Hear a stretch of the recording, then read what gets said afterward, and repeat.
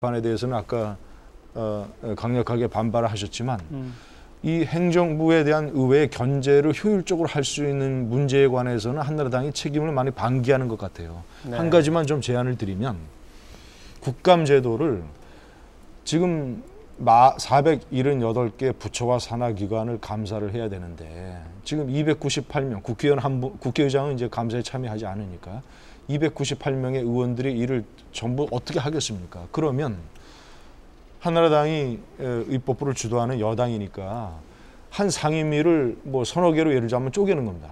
쪼개서 그 상임위가 맡고 있는 부처와 산하기관을 예를 들자면 3등분, 4등분 해가지고 거기에 A반, B반, C반, D반 이런 식으로 해서 그러면 전문성을 확 제고할 수 있지 않겠습니까? 그런 거 한번 검토해 보시죠.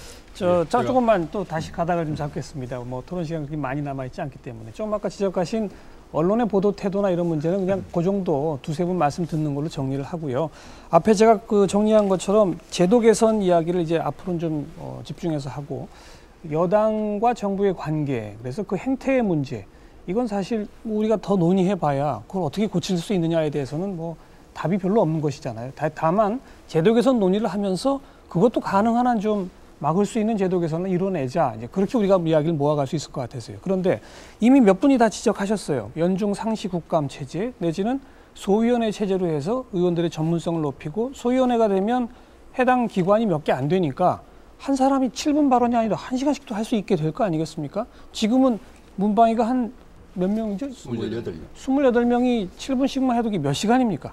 한 분 7분 얘기하고 몇 시간을 앉아 계셔야 되잖아요. 근데 그것도 좀 방지할 수 있는 그런 식들이 많이 거론이 되어 왔고 벌써 사실 10수년 전부터 이런 제도 개선 하자고 했는데 왜 안 되는지부터 얘기를 해야 앞으로 할 수 있는 방법을 찾아낼 수 있을 것 같아서요. 왜 안 될까요? 일단은 이제 국정감사와 관련돼서 우리가 갖고 있는 기본적인 구조적인 요인 때문에 그렇습니다. 지금 우리 그 국회법에 의하면은요, 국정감사 및 조사에 관한 법률을 보면은 이게 정기 때 하게 돼 있거든요. 정기회 때요.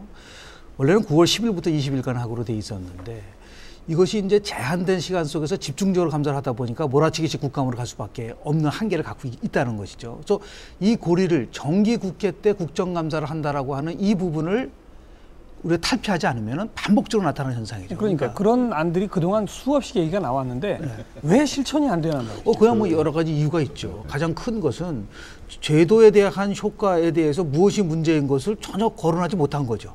왜 이것이 문제가 되고 있느냐에 대한 거. 아까 근본적인 문제가 그거예요.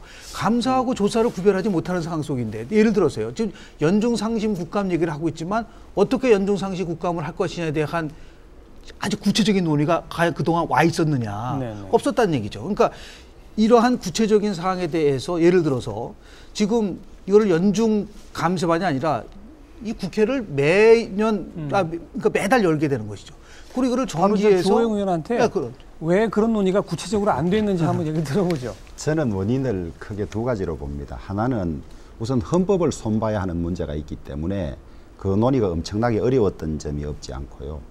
그다음에 두 번째로는 기본적으로 행정부는 국회로부터 이 감시 견제를 피하고 싶어 하는 거니까 정부 여당이 이 상시 국감이나 내실 있는 국감을 사실 속으로 좀 기피해온 면이 없지 않았습니다. 역대 정권이 다 그랬습니다. 그래서 그런 두 가지 요소 때문에 국감이 문제점이 있는 채로 지금까지 내려온 것이죠.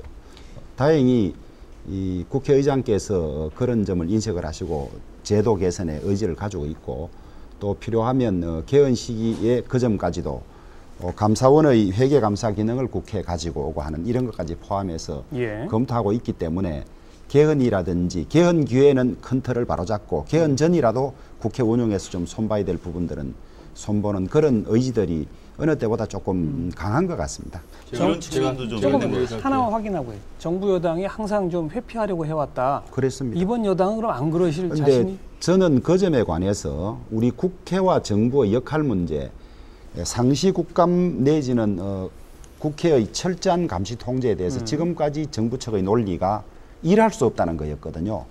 국정감사 20일 하는 동안에도 한 달 전부터 자료 제출 요구에 대한 자료를 대라 이래서 일하지 못한다는 그 하소연을 많이 해왔습니다. 그래서 과연 감사로 인해서 행정부의 기능이 한두 달 정도 마비될 정도라면 국가 전체의 운용 면에서 무엇이 맞는지 그 점은 전문가들이 좀 검토해 볼 필요가 있지 않은가.